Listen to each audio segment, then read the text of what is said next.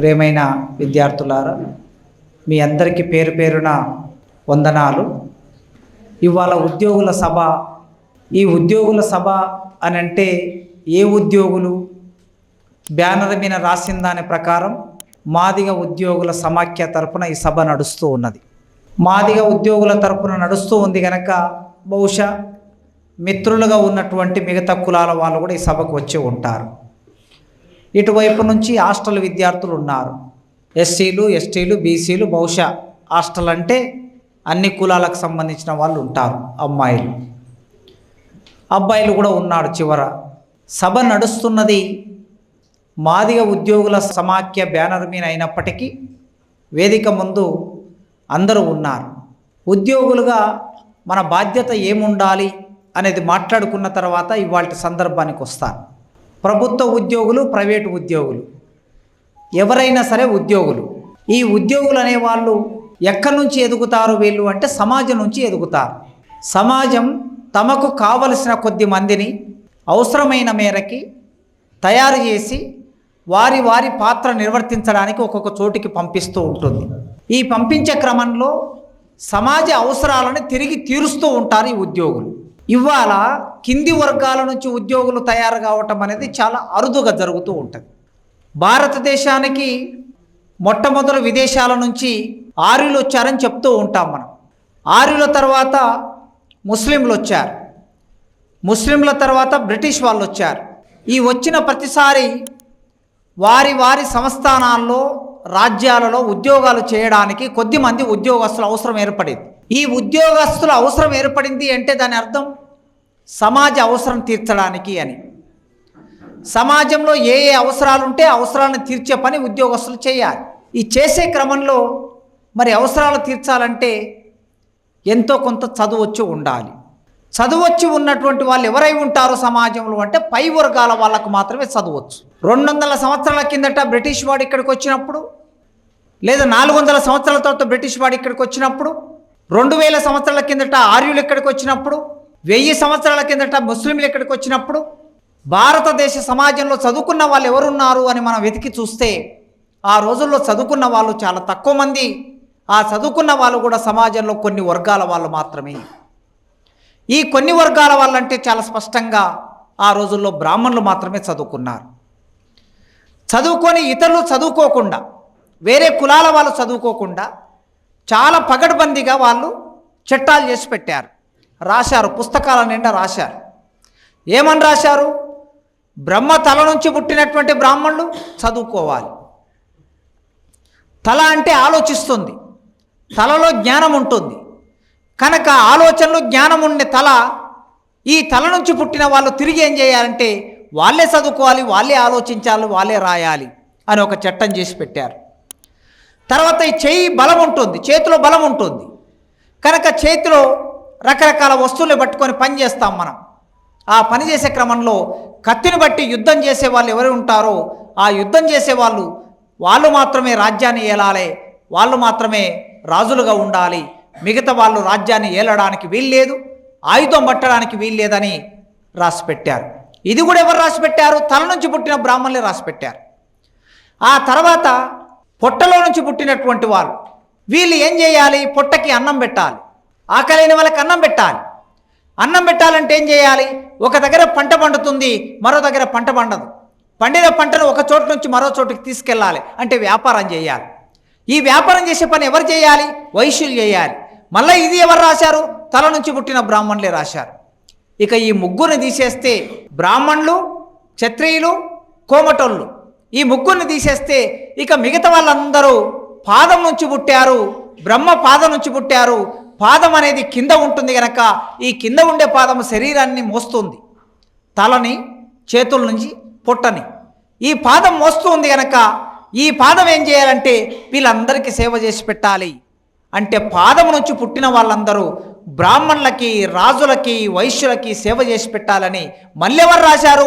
తల నుంచి పుట్టిన వాళ్ళే బ్రాహ్మణులే రాశారు. వీళ్ళు రాయటమే కాకుండా రాజులతో చట్టాలు చేయించి అమలు చేయించారు. ఖచ్చితంగా దీన్ని అమలు చేయాలి. ఎవరైనా అమలు చేయకపోతే అమలు చేయని వాళ్ళని బలవంతంగా కొట్టి, చంపి, శిక్షలు వేసి అమలు చేశారు.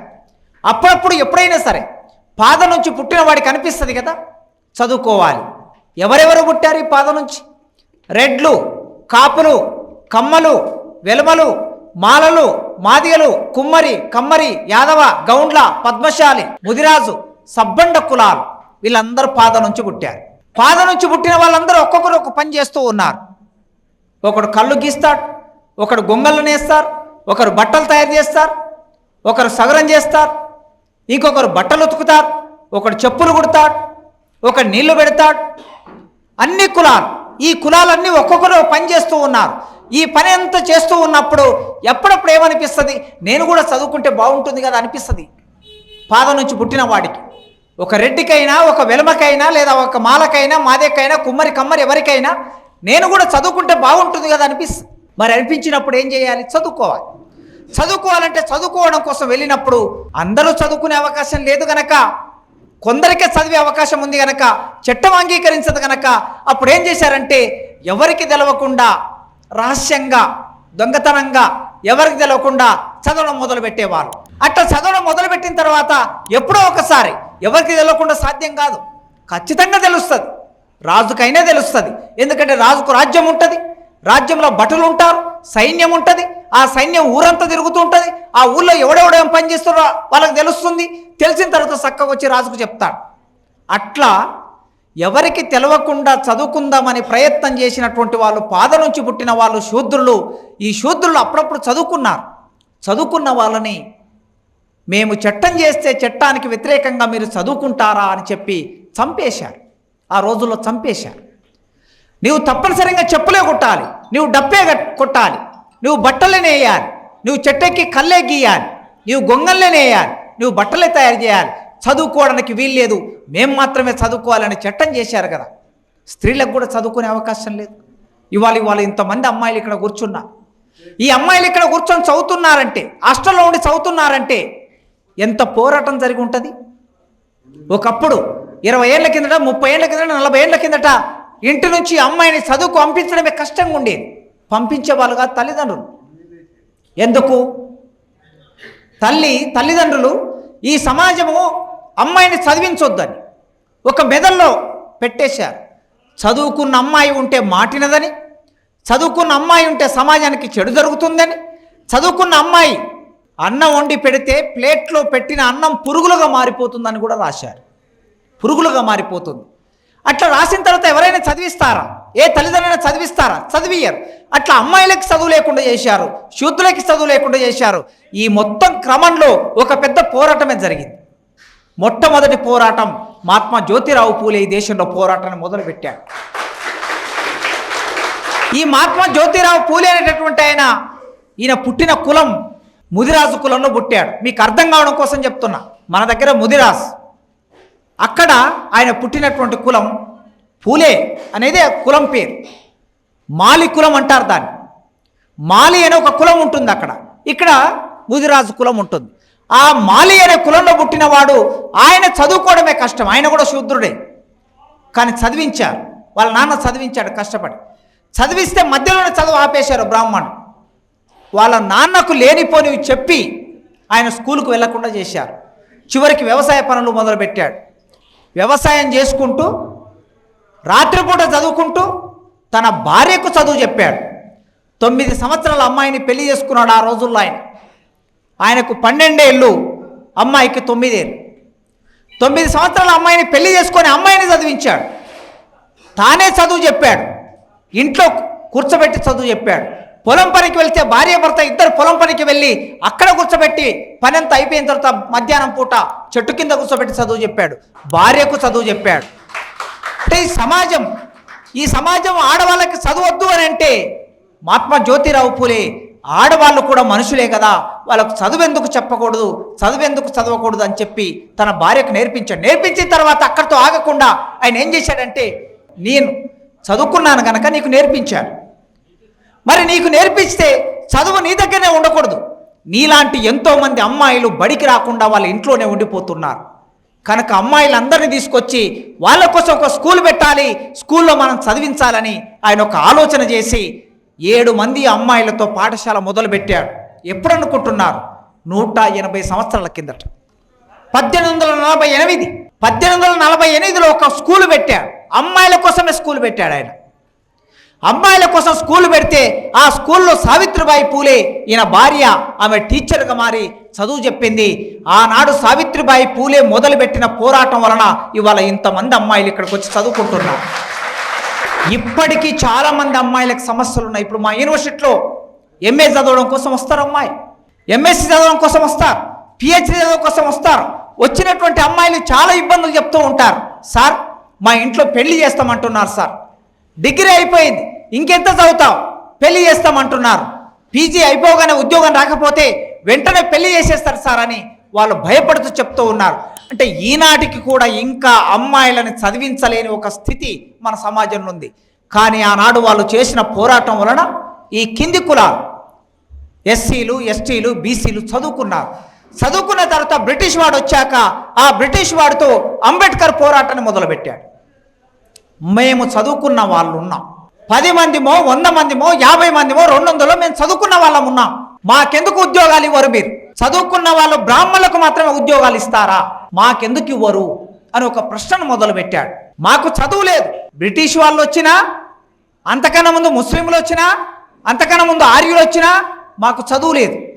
అయితే బ్రిటిష్ వాళ్ళతో పూలే పోరాటం చేయటం మూలంగా కొద్ది మేరకి మన వాళ్ళు చదువుకోవడం మొదలుపెట్టారు అక్కడక్కడ.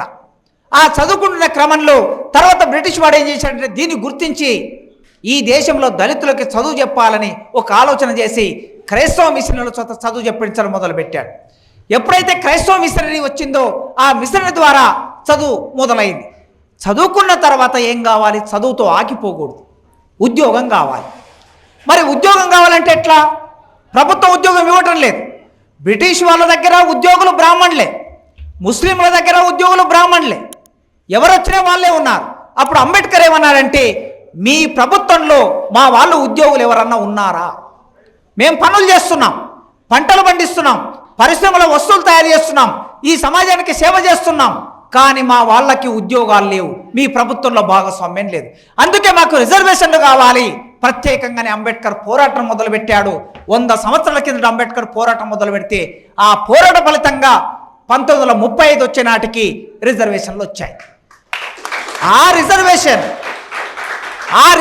అని అందుకున్నటువంటి వాళ్ళు మెల్లగా ఉద్యోగంలోకి రావటం మొదలుపెట్టారు. 100కి 1, 1000 మందికి 1 అట్లా మొదలైనాక అంబేద్కర్ ఏం చేశాడంటే ఈ బ్రిటిష్ వాళ్ళు వెళ్ళిపోయిన తర్వాత కూడా భారతదేశానికి స్వాతంత్రం వస్తే బ్రిటిష్ వాళ్ళు ఇస్తే రేపు ఒక చట్టం లేకపోతే ఇక్కడున్న బ్రాహ్మణులు పై కులాల వాళ్ళు మాకు ఏ అవకాశాలు లేకుండా చేస్తారని అంబేద్కర్ రాజ్యాంగం రాశాడు, రాజ్యాంగంలో చట్టం చేశాడు. తప్పనిసరిగా ఈ దేశంలో మా జనాభా ఎంత ఉందో ఆ జనాభా ప్రకారం ఉద్యోగాలు ఉండాలి, ఆ జనాభా ప్రకారం చదువులు ఉండాలి, ఆ జనాభా ప్రకారం రాజకీయాల్లో వాటాలు ఉండాలి, మేము ఎమ్మెల్యేలు కావాలి, ఎంపీలు కావాలి, మంత్రులు కావాలి, మేము ఐఏఎస్ ఆఫీసర్లు కావాలి, టీచర్లు కావాలి, లాయర్లు కావాలని అంబేద్కర్ చాలా జాగ్రత్తగా 1946 నుంచి మొదలుపెట్టి 1950 వరకు అంటే ఒక 4 సంవత్సరాలు కష్టపడి అంబేద్కర్ రాజ్యాంగం రాసి పెట్టాడు. అంబేద్కర్ రాజ్యాంగం రాసి పెట్టిన తర్వాత 1950 రాజ్యాంగం వచ్చింది అమల్లోనికి. రాజ్యాంగం అమల్లోనికి వచ్చిన తర్వాత వెంట ఉద్యోగాలు వచ్చాయా? వెంట చదువులు వచ్చాయా? అసలుకు చదువు అనేది ఒకటి ఉన్నది, ఉద్యోగం అనేది ఒకటి ఉన్నది అనేది మనకు తెలియదు. ఎస్సీ ఎస్టీలకి బీసీలకి తెలియదు, ఉద్యోగం చేయాలనే ఆలోచన లేదు, చదవాలనే ఆలోచన లేదు. వాళ్ళ ఆలోచన ఏమున్నది? పై వర్గాల ఆలోచన. వీళ్ళు చదువుకుంటే మరి మా పనులు ఎవరు చేయాలి అంటే వాళ్ళకి చెప్పులు ఎవరు కుట్టాలి, వాళ్ళు చచ్చినప్పుడు డప్పు ఎవరు కొట్టాలి, వాళ్ళ ఊళ్ళను ఎవరు శుభ్రం చేయాలి, వాళ్ళ ఇళ్లలో పెండ ఎవరు తీయాలి, ఎద్దుల కొట్టల్లో పెండ ఎవరు తీయాలి, వాళ్ళ పొలాల్లో వరికోత ఎవరు కోయాలి, వాళ్ళ పశువులను ఎవరు మేపాలి. అందుకోసం ఏం చేశారు? నీకెందుకయ్యే చదువు, నీ కొడుకెందుకయ్యే చదువు, నీ బిడ్డకెందుకయ్యే చదువు, ఏదో పని చేసుకొని బతకక అని ఇట్లా చెప్పారు. మరి వాళ్ళ పిల్లలు ఏం చేశారు? వాళ్ళు అమెరికా వెళ్ళి చదువుకున్నారు. 1950 1960లోనే వాళ్ళు అమెరికా వెళ్ళారు. ఇప్పుడు మన పిల్లలు అమెరికా వెళ్తున్నారు. అందుకే అంబేద్కర్ రాసిన రాజ్యాంగ ఫలితం కూడా మనకు సరిగ్గా అందకుండా చేశారు. ఆ తర్వాతి కాలంలో అప్పుడప్పుడు ఎవరైనా పెద్ద మనుషులు కొందరు సంఘ సంస్కరణతో వచ్చినటువంటి వాళ్ళు ప్రచారం చేసి ఆ ప్రచారంలో మన వాళ్ళు కొద్దిమంది చదువుకోవడం మొదలుపెట్టారు. ముఖ్యంగా పెద్దవాళ్ళందరికీ తెలుసు, మీరు ఇక్కడ కూర్చున్న వాళ్ళకి మన దగ్గర మహేంద్రనాథ్ గారు ఉన్నారు, నాగర్ కర్నూల్ ఎంపీగా పనిచేసి ఎమ్మెల్యేగా పనిచేసిన మినిస్టర్గా పనిచేసిన మహేంద్రనాథ్ గారు లాంటి వాళ్ళు ఊరు తిరిగి మాదిగల దగ్గరికి వెళ్ళి చదువుకోండి మీరు. ఆనాడు మహేంద్రనాథ్ గారు కేవలం మాదిగల దగ్గరికి వెళ్ళి చదువుకోండి మీరు అని చెప్పలే. మాదిగల దగ్గరికి వెళ్ళాడు ఆయన మాదిగ కులంలో పుట్టినా కూడా మాలల దగ్గర కూడా వెళ్ళి చదువుకోమని చెప్పాడు. కొందరు బీసీలో కూడా చదువుకోమని చెప్పారు. మంగళోళ్ళకి, కుమ్మరోళ్ళకి, సాకలోళ్ళకి ఎన్ని రోజులు ఈ సేవ చేస్తారు, చదువుకోండి మీరు అని చెప్పాడు ఆయన. మీరు ప్రశాంతంగా శుభ్రంగా ఉండండి, చదువుకోండి, ఏకాగ్రతతో ఉండండి, ఉన్న దాంట్లో మంచి బట్టలు వేసుకోండి, గౌరవంగా ఉండండి, తాగకండి, ముఖ్యంగా తాగుబోతులు కాకండి అని మహేంద్రనాథ్ గారు మేము చిన్న పిల్లలుగా ఉన్న రోజుల్లో ఆయన నేరుగా మాకు బంధువు అవుతాడు. వాళ్ళ అక్కను మా పెద్ద తాతకి ఇచ్చారు. అట్లా మా ఊళ్ళోకి వచ్చిన రోజుల్లో కూడా మేము చూసాం. చాలా చిన్న పిల్లవాడిని నేను అప్పుడు. అంటే అట్లా ఈ జిల్లాలో ఒక మహేంద్రనాథ్ గారు ఒక్కొక్క ప్రాంతంలో ఒకరు బయలుదేరి కొంత చైతన్యం చేస్తే మన వాళ్ళు చదువులోకి వెళ్ళటానికి 1970 వచ్చింది. 50లో రాజ్యాంగం అమల్లోనికి వస్తే చదవటం బాగా మొదలుగా అయ్యింది 70ల. ఒక రకంగా వీళ్ళ కాలంలో ఈ వయసు వాళ్ళు మెల్లగా ఊరికి ఒక్కడో, మండలం అంతా ఒక్కడో, తాలూకు అంతా ఒక్కడో మన వాళ్ళు చదువుకుంటే చాలా ఎక్కువ. 70ల కాలం వచ్చింది. 70ల తర్వాత కొద్దిగా చైతన్యం పెరిగి, ఆలోచన పెరిగి, అప్పుడు 70లో చదువుకున్నటువంటి మన వాళ్ళు ఉద్యోగస్తులుగా మారారు. ఈ ఉద్యోగస్తులుగా మారినటువంటి వాళ్ళు నిజాయితీ పరులు.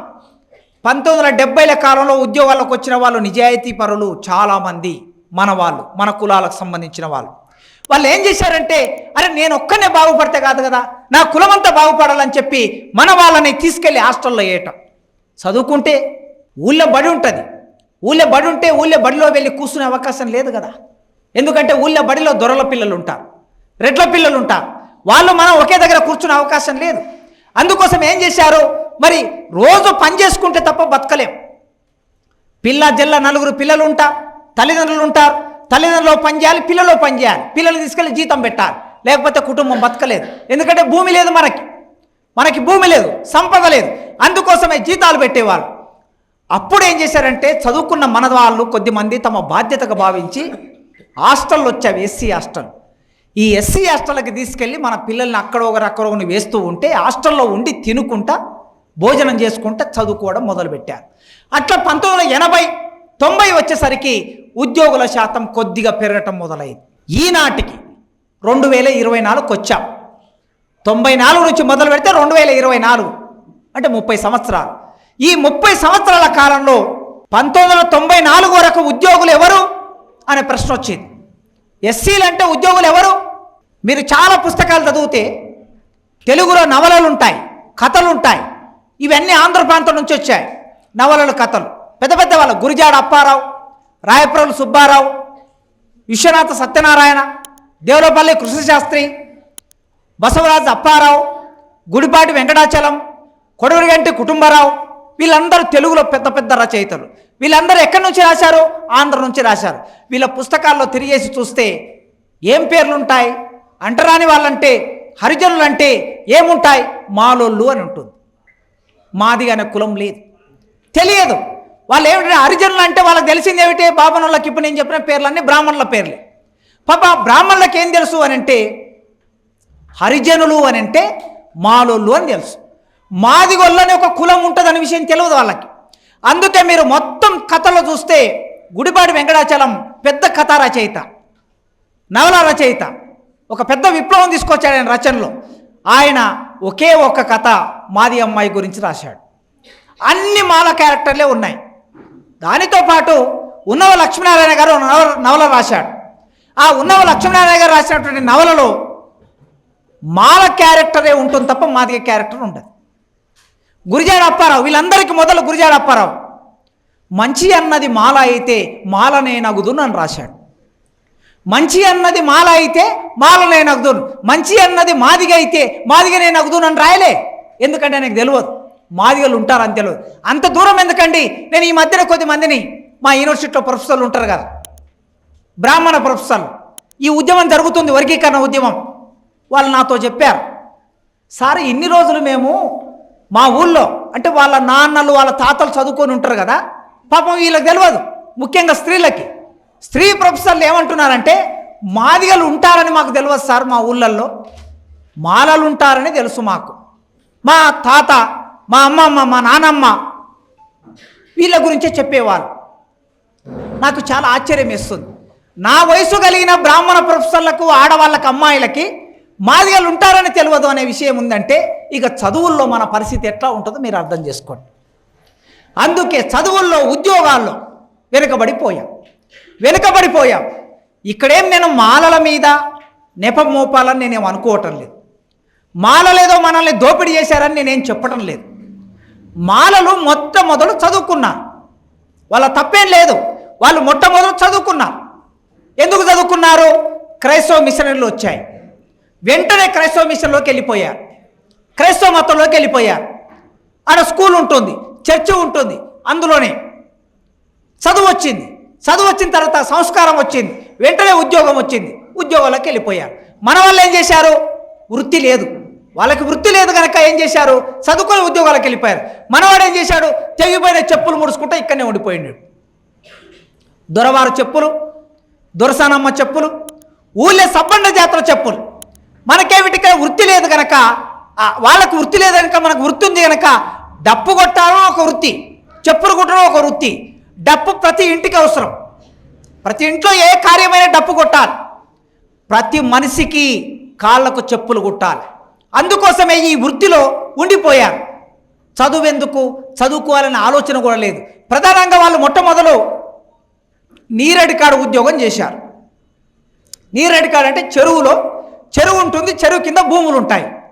చెరువు కింద భూములకి నీళ్ళు వదలాలంటే నీరడికాన్ని పెట్టాలి. నీరడికాన్ని ఎవరు పెడతారు? ఒక మాలాయన తీసుకెళ్ళి పెట్టారు. నీరడికాలన్నీ కులం ఒకటి, నీరడి అనేది కులం. వాళ్ళని నియమించారు. ఆ నియమించిన వాడు ఏం చేస్తాడు? అన్ని భూములకి నీళ్ళు వదులుతూ ఉంటాడు. ఈ భూములు ఎవరివై ఉంటాయి? రెడ్లవై ఉంటాయి, దొరలవై ఉంటాయి. దీంతో సంబంధం ఎవరికి ఉంటుంది? ఈయనకి నేరుగా వెలుమల్లతో, దొరలతో సంబంధం ఉంటుంది. తర్వాత ఊళ్ళోకి ఒక ఆఫీసర్ వస్తాడు. ఆఫీసర్ వస్తే ఈ ఆఫీసర్ను చూసుకోవడానికి ఈ ఆఫీసర్ వచ్చి ఫలానాని పిలుచుకురాపో అంటాడు. అంటే ఫలానాని పిలుచుకురాపో అంటే ఎవరిని పెట్టాలి? ఒక మాలాయనని తీసుకొచ్చి ఉద్యోగంలో పెట్టారు, కావలికారు ఉద్యోగంలో పెట్టారు. ఆ మాలాయన కావలికారు ఉద్యోగం చేస్తాడు. ఊళ్ళో అందరూ ఎవరైనా తీసుకురామంటే తీసుకొస్తాడు. ఎవరికి దగ్గర ఉంటాడు ఈయన? ఎంఆర్ఓకు దగ్గర ఉంటాడు. ఆ ఊరికి వచ్చిన ఎంఆర్ఓకు దగ్గర ఉంటాడు. ఆ ఊరికి వచ్చిన గిర్దావరికి దగ్గర ఉంటాడు. ఆ ఊరికి వచ్చిన పటేల్కు దగ్గరకు ఉంటాడు. ఆ ఊరికి వచ్చిన ఆఫీసర్కి దగ్గర ఉంటాడు. దగ్గరుండి ఏం చూస్తాడు? ఈ ఆఫీసర్ ఎట్లున్నాడు, వీళ్ళు ఏం చదువుకున్నాడు, ఈయన ఉద్యోగం ఏంది, ఇదంతా అర్థమవుతుంది. అర్థమై ఏం చేస్తాడు? ఈయన పిల్లలను తీసుకెళ్ళి బడిలో వేస్తాడు. ముందు చదివించుకున్నాడు, ఉద్యోగాలు వచ్చాయి. అంటే 1994 వరకు ఇక్కడ ఉద్యోగాలంటే ఏ ఉద్యోగాలు, ఎవరి ఉద్యోగాలు?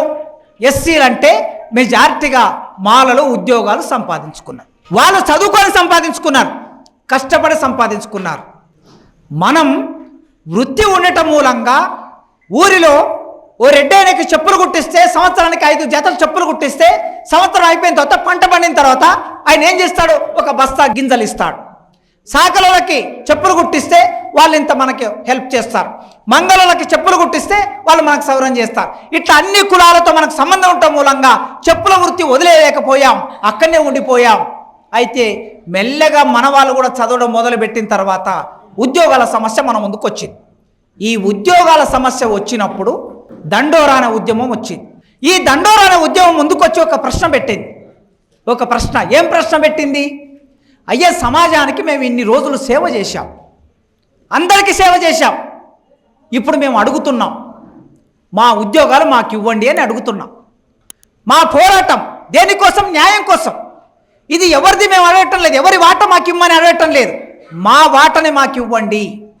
మేము ఈ రాష్ట్రంలో ఎంత శాతం, మా జనాభా ఎంత ఉందో జనాభా ప్రకారం మాకు ఇవ్వండి. జనాభా ప్రకారం మేము ఎమ్మెల్యేలు అవుతాం, ఎంపీలు అవుతాం, జనాభా ప్రకారం మాకు ఉద్యోగాలు ఉండాలి అనే ఒక గొంతు మొట్టమొదలు మన వైపు నుంచి వచ్చింది. అది మందకృష్ణ మొదలుపెట్టాడు. మందకృష్ణ ఆయనతో పాటు ఒక 20 మంది కలిసి ఆ పోరాటాన్ని మొదలుపెట్టారు. పోరాటం మొదలుపెట్టినప్పుడు మనకన్నా ముందు చదువుకున్న మన అన్న ఏం చేయాలి? ఇక్కడ మన అన్న అంటే మన సోదరులు మాలలు ఏం చేయాలి? అరే, నా తమ్ముడు ఇన్నాళ్ళు వాడు చెప్పులు కుట్టుకుంటూ ఉన్నాడు, ఇన్నాళ్ళు వాడు డప్పు కొట్టుకుంటూ ఉన్నాడు, ఇన్నాళ్ళు వ్యవసాయం చేసుకుంటూ ఉన్నాడు, వెనుకబడిపోయిండు. ఇప్పుడు నేను కొంత చదువుకున్నా, కొన్ని ఉద్యోగాలు వచ్చాయి, వాడు అడుగుతున్నాడు కనుక వాని వాట వానికి ఇద్దాంలే అని అనుకోవాలి. కానీ అన్న అనుకోకపోగా ఏమైపోయిందంటే అడ్డంకులు పెట్టడం మొదలుపెట్టారు, ఆపడం మొదలుపెట్టారు. ఎందుకంటే వాళ్ళు చదువుకున్నారు కనుక డబ్బులు ఉన్నాయి, వాళ్ళు చదువుకున్నారు కనుక ఉద్యోగాలు ఉన్నాయి, వాళ్ళు రాజకీయాల్లోకి పోయారు కనుక. మహేంద్రనాథ్ ఒక్కడు ఎదిగాడు ఇక్కడ నుంచి, ఒక్క మహేంద్రనాథ్ ఎదిగాడు. కానీ చూడండి, మల్లు అనంతరాములు మీకు తెలుసు, మల్లు అనంతరాములు తర్వాత కిరణ్ కుమార్ అచ్చంపేట నుంచి ఎమ్మెల్యే, మల్లు అనంతరాములు, కిరణ్ కుమార్, తర్వాత మల్లు రవి గారు. ఈ ప్రాంతం నుంచి ఒక్కడు ఎదిగితే మాదిగ కులం నుంచి, ఖమ్మం నుంచి ముగ్గురు వచ్చి ఇక్కడ నుంచి రాజకీయం చేసేది. ఖమ్మం నుంచి ఇప్పటి వరకు నడుస్తూ ఉంది. మనం ఏమైనా అంటే వాళ్ళని ఎన్నడైనా ఏమన్నా అన్నమా? మల్లు అనంతరాములు గారిని ఏమనలే, మనం కిరణ్ కుమార్ గారిని ఏమనలేదు. చిట్ట చివరికి మల్లు రవి గారు కూడా మీరు ఓట్లేసి గెలిపించారు. మన ఓట్లు లేకపోతే గెలుస్తాడు ఆయన? నాగర్ కర్నూలు నియోజకవర్గంలో 2 లక్షల ఓట్లు ఉంటాయి మనవి. ఆ నియోజకవర్గంలో మెజార్టీ ఓట్లు మనవి. మెజార్టీ ఓట్లు మనవి లేకుండా మనం వేయకుండా గెలుస్తారా? మల్లు రవి గారి పట్ల కూడా మనకు గౌరవం ఉంది. ఆ గౌరవంతో ఏం గౌరవం ఉంది? మన ఇంటి బిడ్డను చేసుకున్నాడనే గౌరవం ఉంది. మాదిగ బిడ్డను చేసుకున్నాడనే గౌరవం ఉన్నది. సహజంగా ఆయన నిరూపించుకోవాలి. ఇప్పుడు ఏం నిరూపించుకోవాలా? ఆ ఇంటి బిడ్డను చేసుకున్నాను, నేను నిజాయితీగా ఉండాలి, వాళ్ళు నాకు ఓట్లు వేయించి గెలిచారు, నేను నిజాయితీగా ఉండాలి, నన్ను ఎమ్మెల్యేని చేశారు, నన్ను ఎంపీని చేశారు అని నిజాయితీగా ఉండాలి. ఆయన ఇప్పుడు నిజాయితీగా ఉండి ఏం చేయాలి? కాంగ్రెస్ పార్టీలో ఆయనకి రేవంత్ రెడ్డి గారు చెప్పి వర్గీకరణ చేయించాలి. అట్లా చూస్తే మనం అధికారంలో మనం లేం, చదువుల్లో మనం లేం, తక్కువ ఉన్నాం, ఉద్యోగాల్లో మనం తక్కువ ఉన్నాం, రాజకీయాల్లో తక్కువ ఉన్నాం. మనం అడిగినప్పుడు మనకి ఇవ్వాల్సింది పోయి వాళ్ళు ఏం చేస్తున్నారు? ఒక ఆయన సుప్రీంకోర్టుకు తీసుకెళ్తాడు, ఒక ఆయన అడ్డం పడతాడు, ఇంకొక ఆయన కాకుండా చేస్తాడు. ఇట్లా జరుగుతూ ఉంది కనుక ఈ ఉద్యమం ఇలా 30 ఏళ్ళుగా నడుస్తుంది. ఒక చిన్న సమస్య, వర్గీకరించుకోవటం అనేది చిన్న సమస్య, రిజర్వేషన్. మనం అడిగినప్పుడు వెంటనే అర్థం చేసుకొని ఇవ్వాల్సింది, అడ్డం పడ్డారు. పడిన తర్వాత ఇప్పుడు ఏమైంది? చిట్ట చివరికి సుప్రీంకోర్టు తీర్పిచ్చిన తర్వాత కూడా, సుప్రీంకోర్టు తీర్పిచ్చిన తర్వాత ఈ తీర్పును రకరకాల వ్యాఖ్యానం చేస్తున్నారు. సుప్రీంకోర్టు చెప్పింది ప్రపంచమంతా విన్నది కదా. 7 మంది జడ్జీల్లో 6 మంది జడ్జీలు చెప్పింది ప్రపంచమంతా విన్నది. ఏమని విన్నది? రాష్ట్ర ప్రభుత్వాలు వర్గీకరణ చేసుకోవచ్చు, మాలలకైనా మాదిగలకైనా డక్కలైనా సింధులైనా మాస్టర్లైనా నిరేటికాళ్ళైనా బుడగ జంగాలైనా ఏ కులం వాళ్ళు ఎంత ఉన్నారో వాళ్ళ కులాల ప్రకారం వాళ్ళకి రిజర్వేషన్ ఇవ్వండి, రాష్ట్ర ప్రభుత్వాలు ఇవ్వండి అని సుప్రీంకోర్టు చెప్పింది. ఏం చెప్పింది అనేది అనవసరం మనకి, కానీ దాని సారాంశం ఏంటి? వర్గీకరించుకోండి అని చెప్పింది. ఇప్పుడు ఏం బయలుదేరారంటే కొందరు పెద్ద మనుషులు, ఈ రాష్ట్రంలో మేధావుల పేరు మీద చలామణి అవుతున్న పెద్ద మనుషులు కొందరు బయలుదేరారు. బీసీ పెద్ద మనుషులు కూడా బయలుదేరారు. ఈ బీసీ పెద్ద మనుషులు వాళ్ళు ఎన్నడూ వెళ్ళి బీసీలను మార్చరు. ఒక యాదవ్ అయినా ఉంటే యాదవుల దగ్గరికి వెళ్ళి మార్చడు, వాళ్ళని చైతన్యం చేయడు, వాళ్ళ సంఘం పెట్టడు, వాళ్ళని ముందుకు తీసుకురాడు, సభ పెట్టి వేదికలెక్కి మాట్లాడాడు. ఆయన సభలెక్కి వేదికలెక్కి మాట్లాడడానికి, ఆయనను మేధావిని చేయడానికి ఎవరు ఉపయోగపడ్డారంటే మాలమాదిగలే ఉపయోగపడ్డారు. ఇన్నాళ్ళు మొదటి నుంచి మాలమాదిగల వేదికలు పెట్టాలి, మాలమాదిగల కష్టపడి వేదికలు పెట్టాలి. కష్టపడి వేదికలు పెట్టిన తర్వాత ఆ వేదిక మీదకి వచ్చి ఆయన మేధావి కావాలి. గొల్లలో మార్చడు. ఇంకొక ఆయన సాకాయన ఉంటాడు, సాకాయన వాళ్ళని మార్చడు. మాలమాదిగల వేదిక మీదకి వచ్చి ఆయన మాట్లాడతాడు, ఇక్కడ మేధావి అవుతాడు, వాళ్ళని మాత్రం మార్చడు. ఇవాళ గ్రామాల్లో ఎస్సీలకి మధ్యన బీసీలకు మధ్యన ఘర్షణ నడుస్తున్నది, చాలా గ్రామాల్లో నడుస్తున్నది. ఈ చాలా గ్రామాల్లో నడిచే ఘర్షణ యాదవులతో ఘర్షణ, ముదిరాలతో ఘర్షణ, కాపులతో ఘర్షణ, గౌండ్లతో ఘర్షణ, పద్మశాలితో ఘర్షణ మనకు ఏర్పడ్డది. ఇప్పుడు గ్రామాల్లో ఏ రెడ్లు లేరు, ఉన్నా కూడా రెడ్లు వచ్చి మన మీద నేరుగా పోరాటం చేసే పరిస్థితి లేదు. రెడ్లు నేరుగా మన మీద దాడి చేసే పరిస్థితి లేదు. వెలుమల్లో మన మీద దాడి చేసే పరిస్థితి లేదు. మనకిప్పుడు మధ్యలో ఘర్షణ వీళ్ళ మధ్యన ఏర్పడుతుంది. మరి ఈ మేధావులందరూ, ఈ బీసీ మేధావులందరూ మాలమాదిగల పేరు మీద, వేదికల మీద, ఉద్యమాల పేరు మీద పేర్లు తెచ్చుకున్న ఈ మేధావులు ఇప్పుడు బయలుదేరారు. బయలుదేరి మాదిగలకు వ్యతిరేకంగా మాట్లాడుతున్నారు. తమ స్వార్థం కోసం, తమకు డబ్బుల కోసం. ఎవడో ఎన్నుకుని డబ్బులు ఇస్తాడు, ఆ డబ్బులు తీసుకొని మాట్లాడితే ఈయన డబ్బులు వస్తాయి. అందులో మనవాళ్ళు కూడా ఉన్నారు, ఈ కార్యక్రమంలో మనవాళ్ళు కూడా ఉన్నారు. ఏం మాట్లాడుతున్నారు? సుప్రీంకోర్టు చెప్పలేదు, ప్రపంచమంతా విన్న మాటని చెప్పలేదంటే ఏంటండి ఇది? ఇంత అబద్ధం చెప్పొచ్చా? మేధావులు అంటే ఇట్లా మాట్లాడవచ్చా? మేధావి అనేవాడు ఎప్పుడైనా సరే ఉద్యోగి అయిన వాడు, మేధావి అయిన వాడు సత్యమే చెప్పాలి. ఎందుకంటే మనం చదువుకున్నాం కనుక. సమాజాన్ని పక్కదారి పట్టించకూడదు. పక్కదారి పట్టించే వ్యాఖ్యానాలు చేస్తున్నారు. సరే, సుప్రీంకోర్టు చెప్పలేదే అనుకుందాం. మాదిగలు అడుగుతున్నది న్యాయమా కాదా? ఇది ప్రశ్న. ఏమిటి? ఎవరికైనా ఉన్న సంపదని మాదిగలు అన్యాయంగా అడుగుతున్నారా? మేము ఈ రాష్ట్రంలో 50 లక్షల జనాభా ఉన్నాం. తెలంగాణ రాష్ట్రంలో, ఆంధ్రప్రదేశ్లో ఇంకో 50 లక్షల జనాభా ఉన్నాం. 2 చోట్ల కలిపి 1 కోటి మంది ఉన్నాం. 1 కోటి మంది ఉన్నాం. మాకు మా జనాభా ప్రకారం ఉద్యోగాలు ఎన్ని ఉన్నాయి తీసేయండి, బయటకు తీయండి అని అడుగుతున్నారు మాదిగలు. మా ఉద్యోగాలు లేవు కనుక ఇమ్మని అడుగుతున్నారు. మీ ఉద్యోగాలు అడగటం లేదు, మా ఉద్యోగాలు. మీరు ఎమ్మెల్యేలు, ఇప్పుడు చెప్పాను కదా, మీరు పాలమూరు జిల్లా తీసుకోండి, ఉమ్మడి పాలమూరు జిల్లా తీసుకోండి. ఉమ్మడి పాలమూరు జిల్లాలో ఎమ్మెల్యే సీట్లు ఎన్ని ఉన్నాయి? ఎస్సీల ఎమ్మెల్యే సీట్లు ఎట్లున్నాయి? అక్కడ అచ్చంపేట ఉన్నది, ఇక్కడ అలంపూర్ ఉన్నది. అచ్చంపేట, అలంపూర్. నాగర్ కర్నూలు ఎంపీ సీటు ఉన్నది. మరి నాగర్ కర్నూలు ఎంపీ ఎవరయ్యారు? మల్లు రవి గారు అయ్యారు. అచ్చంపేట ఎమ్మెల్యే ఎవరయ్యారు? వంశీకృష్ణ గారు అయ్యారు. అచ్చంపేటలో మాదిగల జనాభా మెజార్టీ, నాగర్ కర్నూల్లో మాదిగల జనాభా మెజార్టీ. మేము మెజార్టీ ఉన్న చోట మీరు గెలిచారంటే మేము ఓట్లేసాం. మేము ఓట్లేస్తే మీరు గెలిచారు అంటే మా జనాభా ఎక్కువ ఉన్న చోట, మొత్తం ఉమ్మడి రాష్ట్రంలో, అటు ఆంధ్రప్రదేశ్ ఇటు తెలంగాణ 2 రాష్ట్రాలు కలుపుకుంటే ఎక్కువగా మాదిగలు ఉన్న జనాభా మహబూబ్ నగర్, ఉమ్మడి పాలమూరు జిల్లా. ఉమ్మడి పాలమూరు జిల్లాలో మాదిగలు ఒక్కడు గెలిస్తే మాలలు 2 గెలిచారు. ఇది న్యాయమా అన్యాయమా? ప్రపంచమే చెప్పాలి. అసలుకి దీన్ని ఎవరైనా ఇప్పటి వరకు మీరు ఏ ఊరికైనా వెళ్ళండి, ఏ పెద్ద మనిషి దగ్గరికి వెళ్ళండి, ఏ కులం దగ్గరికి వెళ్ళండి, అయ్యో మాదిగోళ్ళు అని అంటారు తప్ప మాదిగోళ్ళకి అన్యాయం జరిగిందంట. మనం చేస్తున్న ఉద్యమానికి సమాజం నుంచి ఆ సపోర్ట్ ఉన్నది. అందుకే మిత్రులారా, ఇవాళ వర్గీకరణ సుప్రీంకోర్టు ఇచ్చిన తీర్పును రకరకాలుగా వ్యాఖ్యానం చేసేటోళ్ళు ఎవరైతే ఉన్నారో, వ్యక్తిగతంగా స్వార్థపూరితంగా తప్పుడు వ్యాఖ్యానాలు చేస్తున్నారు. వీళ్ళకి ఏవో ప్రత్యేక ప్రయోజనాలు ఉన్నాయి, మాదిగలకు అన్యాయం చేయాలి, మాదిగలకు న్యాయం జరగకూడదనే కోపంతో, కసితో, మందకృష్ణ మీద కోపం ఉంటే ఒక ఆయన మాట్లాడతాడు. వ్యక్తిగతంగా మందకృష్ణ మీద కోపం ఉందనుకోండి, మొత్తం మాదిగలకు వ్యతిరేకంగా మాట్లాడతాడు ఒక ఆయన. ఒక ఆయననేమో బీజేపీ పార్టీ మీద వ్యతిరేకత ఉందనుకోండి, ఆయన మొత్తం మాదిగలకు వ్యతిరేకంగా మాట్లాడతాడు. ఇంకొక ఆయన ఇంకేదైనా వ్యక్తిగతమైన ప్రయోజనం నెరవేరలేదనుకోండి, మొత్తం మాదిగలకు వ్యతిరేకంగా మాట్లాడతాడు. ఇంకొక ఆయన ఎవరైనా డబ్బులు ఇస్తే ఆ డబ్బులు కాశపడి మాదిగలకు వ్యతిరేకంగా మాట్లాడుతున్నారు. అంటే న్యాయము అన్యాయం అనేది ఒకటి ఉంటుంది కదా. కనుక న్యాయాన్ని పక్కన పెట్టి ఇప్పుడు అన్యాయం ఊరేగుతుంది. అన్యాయానికి నోరెక్కువ. ఎప్పుడైనా చూడండి, అన్యాయానికి నోరెక్కువ. ఈ అన్యాయానికి నోరెక్కువ అయినప్పుడు మన ఉద్యోగస్తులుగా మన బాధ్యత ఏమిటి? అన్యాయం, అసత్యం, అబద్ధం నిద్రలేసి ఊరంతా తిరిగి వస్తుంది. కానీ న్యాయం మాత్రం మంచం మీద దుప్పటి కప్పుకొని పడుకున్నది. న్యాయం భయపడితే ఎట్లండి? న్యాయం ఓడిపోతే ఎట్లా? ధర్మం ఓడిపోతే ఎట్లా? సత్యం ఓడిపోతే ఎట్లా? ఓడిపోకూడదు ఎప్పుడు కూడా సత్యం అనేది. న్యాయాన్ని, ధర్మాన్ని, సత్యాన్ని గెలిపించడం కోసం ఇవాళ ఉద్యోగస్తులు మొదలు పెట్టాలి, మాట్లాడాలి. మన బాధ్యత ఏమిటి? మాట్లాడాలి. ఎవరి కోసం మాట్లాడాలి? అన్యాయం జరిగిన వాళ్ళ గురించి మాట్లాడాలి.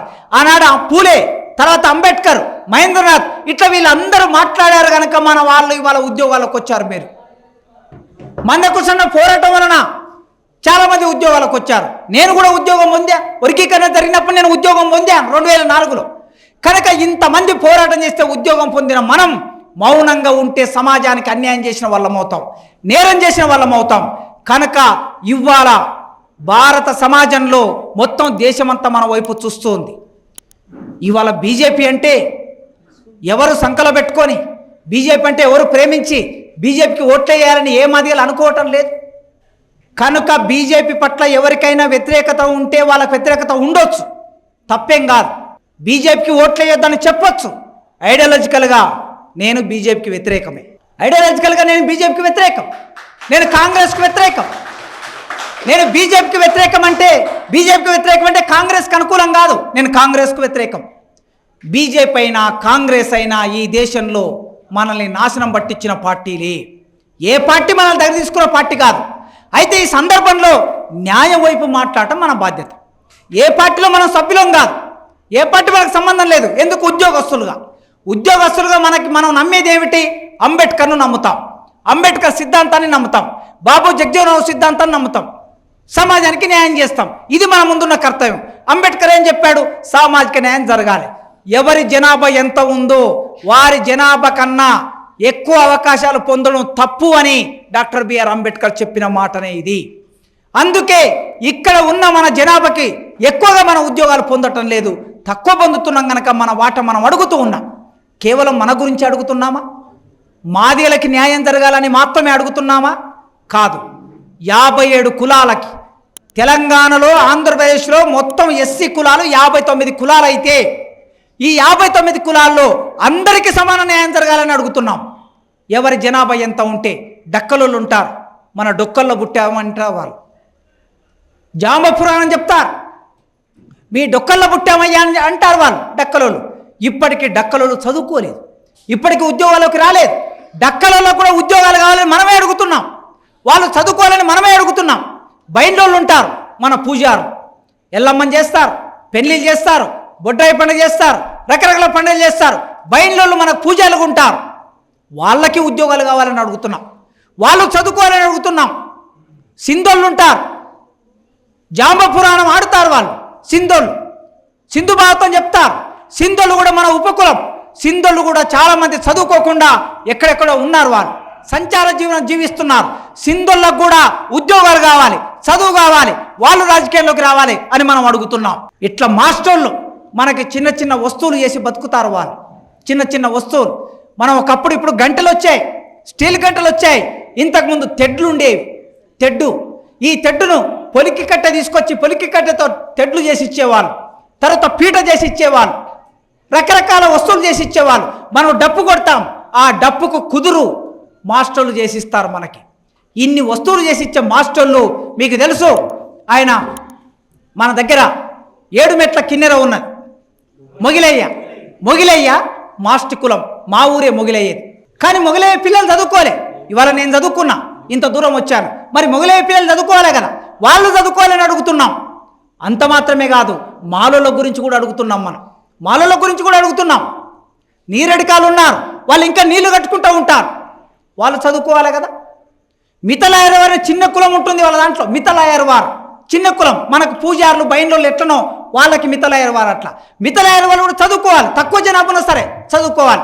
ఇట్లా అన్ని కులాలకి సమాన న్యాయం జరగాలని మనం అడుగుతుంటే, 59 కులాలకి న్యాయం జరగాలని మనం అడుగుతుంటే ఎవ్వరికి న్యాయం అక్కర్లేదు. రాజ్యాంగం ప్రకారం వర్గీకరణ జరగలేదు, రాజ్యాంగం ప్రకారం తీర్పు ఇవ్వలేదు, సుప్రీంకోర్టు తప్పుడు తీర్పిచ్చింది అని రకరకాల వ్యాఖ్యానాలు చెప్పి పెద్ద మనసులు మేధావులు బయలుదేరారు. ఏమిటండి వీటికి? దీనికి ఒక సూత్రాలు అవసరమా? సిద్ధాంతం అవసరమా? ఒక తండ్రికి 4 పిల్లలు ఉన్నారు, ఆ తండ్రికి 40 ఎకరాల భూమి ఉంది. 4 పిల్లలకి ఒక్కొక్కరికి 10 ఎకరాలు పంచాలని చెప్పడానికి సుప్రీంకోర్టు రావాలనా? అక్కర్లేదు. ఇది న్యాయం, కామన్ సెన్స్ ఉన్న ఎవరైనా సరే ఇది ఒప్పుకుంటారు కదా. మరి దీనికి వ్యతిరేకంగా ఎందుకు ఆలోచిస్తున్నారు? కోట్ల రూపాయలు పెట్టి ఎందుకు సభలు పెడుతున్నారు? అందుకే ఇవాళ న్యాయం ఒకవైపు, అన్యాయం మరోవైపు ఉన్నప్పుడు మనం యుద్ధం చేయాలి, సమాజంలో యుద్ధం చేయాలి. సమాజం మద్దతు మనకున్నది, అందరూ మన వైపే చూస్తూ ఉన్నారు. మాదిగలు చేసే పోరాటం ఇది మన కోసం వచ్చిన పోరాటం మాత్రమే కాదు, సబ్బండ కులాలు చైతన్యం కావడానికి పోరాటాన్ని మొదలుపెట్టాం. సబ్బండ కులాలంటే మనం మాదిగ దండోర మొదలుపెట్టి దండోర వేశాం 94లో. ఎప్పుడైతే మనం దండోర వేసినామో మనల్ని చూసి సాకలోళ్ళు సాకిరేవు దెబ్బ అని మొదలుపెట్టారు, వాళ్ళు పోరాటం మొదలుపెట్టారు. ఎప్పుడైతే మనం దండోర వేశామో లమ్మడోళ్ళు మనల్ని చూసి నంగార బేరేని సంఘం పెట్టుకొని వాళ్ళు ముందుకొచ్చారు. ఎప్పుడైతే మనం దండోర మోగించామో గొల్లలు గొల్ల కుర్మ డోలు దెబ్బ అని వాళ్ళు పోరాటం మొదలుపెట్టారు. ఎప్పుడైతే మనం దండోర మొదలుపెట్టామో ఆదివాసులు మేము తుడుం దెబ్బ అని వాళ్ళు పోరాటం మొదలుపెట్టారు. ఒక్కొక్క కులం తమ పోరాటం చేయడానికి మనం పునాది ఇచ్చినటువంటి వాళ్ళం. సమాజం బతకడానికి మనం ఎట్లయితే పునాది ఇచ్చామో, సమాజం బతకడానికి ఎట్లయితే చెప్పులు కుట్టించామో, ఈ సమాజంలో చైతన్యం రావడానికి కూడా మనమే పోరాటం చేసి ఆ చైతన్యాన్ని ఇచ్చిన వాళ్ళం కనుక సామాజిక న్యాయం కోరుకునే వాళ్ళం. అందరికీ సామాజిక న్యాయం. ఎద్దు చచ్చిపోతే, ఆవు చచ్చిపోతే దాన్ని తీసుకొచ్చి కోసి కుప్పలేసి అందరూ సమానంగా పంచుకున్నటువంటి న్యాయం ఈ దేశంలో, ఈ ప్రపంచంలో. మనమే మొత్తం ఎద్దునంతా కోసుకొని ఎండబెట్టుకొని ఒట్టి తునుకలని దాచిపెట్టుకొని మనమే తినాలని ఎన్నడూ అనుకోలే. కుప్పలేసి అందరికి సమానంగా ఎత్తిచ్చినాం మనం. చెప్తున్నాడు రాజలింగం అన్న, మాలోళ్ళకు కూడా కుప్పలు ఎత్తిచ్చామని చెప్తున్నాడు ఆయన. అందుకోసమే ఎన్నడూ కూడా అగ్రగణ్యంగా తినాలని అనుకోలేదు, అనుకునే ఆలోచన రాలేదు. ఇవాళ కూడా ఆలోచన లేదు. నేను ఒక విన్నపం చేస్తున్నా ఈ రాష్ట్రంలో ఉన్న మేధావులకి. మేధావి అనేవాళ్ళు ఈ వేదిక మీద ఒక మాట, ఆ వేదిక మీద ఒక మాట. మాదిగ మేధావులు పిలిస్తే వచ్చి మాదిగ మేధావులకు అనుకూలంగా మాట్లాడి, మళ్ళీ మాల మేధావులు పిలిస్తే వెళ్ళి వాళ్ళకి అనుకూలంగా మాట్లాడి, ఇట్లా మాట్లాడవచ్చా మేధావులు? న్యాయం అనేది ఒకటే ఉంటుంది కదా. ఎప్పుడైనా సరే న్యాయం ఒక పక్షాన్నే ఉంటుంది. మీకు ఉదాహరణ చెప్తా. నాగేశ్వర్ గారు, ప్రొఫెసర్ నాగేశ్వర్ గారు, ఆయన నేను మొన్న మేధావులు సభ పెట్టి పిలిస్తే ఒక మాట అన్నాడు, వర్గీకరణకు అనుకూలంగా సభ పెట్టి పిలిస్తే నేను వస్తా, వర్గీకరణకు వ్యతిరేకంగా జరిగే సభలకు నేను వెళ్ళను అని చెప్పాడు ఆయన. మేధావి అంటే అట్లా ఉండాలండి. దట్ ఈజ్ మేధావి. అట్లా మేధావి. ఇంకొక ఆయన జస్టిస్ ఈశ్వరయ్య గారు ఉన్నారు. జస్టిస్ ఈశ్వరయ్య గారు నేను ఫోన్ చేసి అడిగినప్పుడు ఆయన ఒక మాట అన్నాడు, బాబు నీవు వర్గీకరణకు అనుకూలంగా సభ పెడితేనే నేను వస్తా, వర్గీకరణ న్యాయమైన డిమాండు, వర్గీకరణను సపోర్ట్ చేస్తా, ఎవరైనా వర్గీకరణకు వ్యతిరేకంగా సభ పెడితే ఆ సభ వేదిక నేను ఎక్కను అని చెప్పాడు జస్టిస్ ఈశ్వరయ్య గారు. మేధావితనం అంటే అదే అండి. ఎప్పుడు కూడా ఒకవైపు న్యాయం ఉంటుంది, ఇంకోవైపు అన్యాయం ఉంటుంది. రెండు వైపుల న్యాయం ఉండదు. అందుకే మేధావులు అనే వాళ్ళు ఎట్లున్నారంటే రెండు నాలుకలతో ఉన్నారు మేధావులు. వాళ్ళు మంచోళ్ళే, వీళ్ళు మంచోళ్ళే అంటే కుదరదు. నువ్వు స్పష్టంగా నిలబడాలి, గిరగేసి నిలబడాలి, మేధావితనాన్ని నిరూపించుకోవాలి. అందుకే మాదిగల వైపు న్యాయం ఉందని 30 ఏళ్ళుగా మాట్లాడారు. మాదిగల వైపు న్యాయం ఉందని 30 ఏళ్ళుగా రాశారు. బాలగోపాల్ గారు బ్రాహ్మణ కులంలో పుట్టినా సరే బాలగోపాల్ గారు మొదటి నుంచి మాదిగల వైపు న్యాయం ఉందని చెప్పి 5 వ్యాసాలు రాశారు. సుప్రీంకోర్టు ఆయన వ్యాసాలను తీసుకున్నది. మేధావి అనే వాళ్ళు ఎవరైనా సరే బాలగోపాల్ గారు లాగా ఉండాలి. మేధావులు ఎవరైనా సరే నాగేశ్వర్ సార్ లాగా ఉండాలి. మేధావులు ఎవరైనా సరే జస్టిస్ ఈశ్వరయ్య లాగా ఉండాలి తప్ప గోడ మీది పిల్లుల్లాగా మేధావులు ఉండకూడదు. న్యాయ వైపే నిలబడాలి మేధావులు. ఆ మేధావులకి వెన్నెముక లేకపోతే ఆ వెన్నెముకని నిలబెట్టవలసిన బాధ్యత కూడా మన మీదే ఉన్నది. సరే, సమాజంలో కొందరు మేధావులు అనుకుంటారట, కేసీఆర్ ఎప్పుడు ఒక కథ చెప్తూ ఉండే. తెలంగాణ ఉద్యమం జరుగుతున్నప్పుడు ఒకసారి నేను వెళ్ళాను. నేను మా ఆకుల భూమయ్య సార్ కొద్ది మందిని కలిసి వెళ్ళినప్పుడు ఒక కథ చెప్పాడు. ఆ కథ సమాజంలో ఉన్న కథనే ఆయన చెప్పాడు. ఏం చెప్పాడంటే, కాసిం గారు కొద్దిమంది చాలా ఎక్కువ ఊహించుకుంటారండి తమ గురించి. ఎట్లా ఊహించుకుంటారంటే తెలంగాణ ఉద్యమాన్ని మొత్తం మేమే నడిపిస్తున్నామని అనుకుంటారండి అని.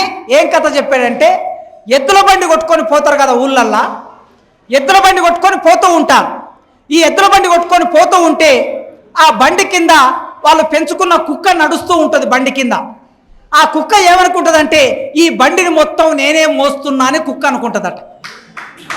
అర్థమైంది కదా? కనుక అట్లా ఆలోచించే వాళ్ళు కొందరు ఉంటారు. ఇప్పుడు మన వైపు న్యాయం ఉంది.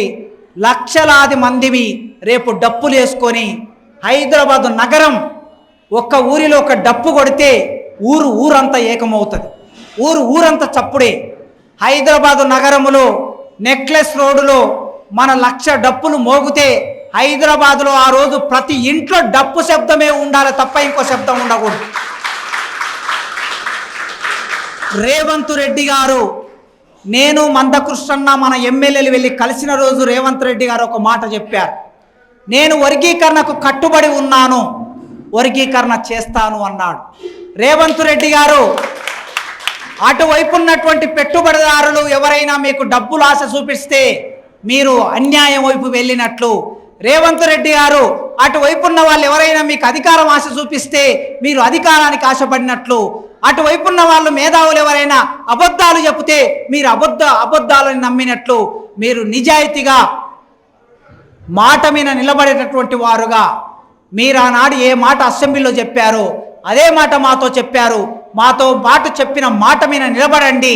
వెంటనే కమిషన్ రిపోర్ట్ తెప్పించుకొని వర్గీకరణ బిల్లును అసెంబ్లీలో పెట్టి చట్టబద్ధత చేకూర్చాలని, ఆ చట్టబద్ధత ఆయన చేకూర్చాలంటే ఖచ్చితంగా 1,00,000 డప్పులు హైదరాబాద్లో మోగాలి.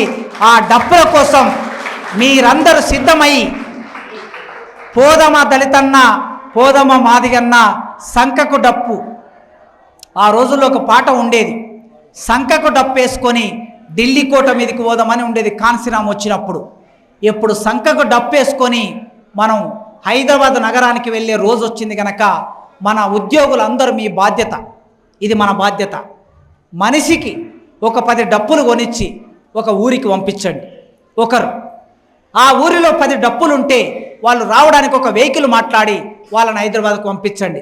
ఇవాళనే మా మేధావులు ఇంటలెక్చువల్స్ ఫోరం తరపున ఒక 100 డప్పులు కొని మా ఊరికి నేను ఒక 15 డప్పులు పంపించాను. ఒక 15 డప్పులు కనుక మీరు 15 డప్పులు 10 డప్పులు మీకు ఎంత చేతనైతే అంత డప్పులు కొనియండి, వెహికల్ పెట్టండి. వాళ్ళందరూ హైదరాబాద్కు రావాలని ఉద్యోగులుగా మీ బాధ్యత మీరు నిర్వర్తించండి. ఈ సందర్భంగా నన్ను ఇంత దూరం పిలిచి ఇంతసేపు మీరు విన్నందుకు మీ అందరికీ నమస్కారం తెలియజేస్తూ ముగిస్తున్నాను.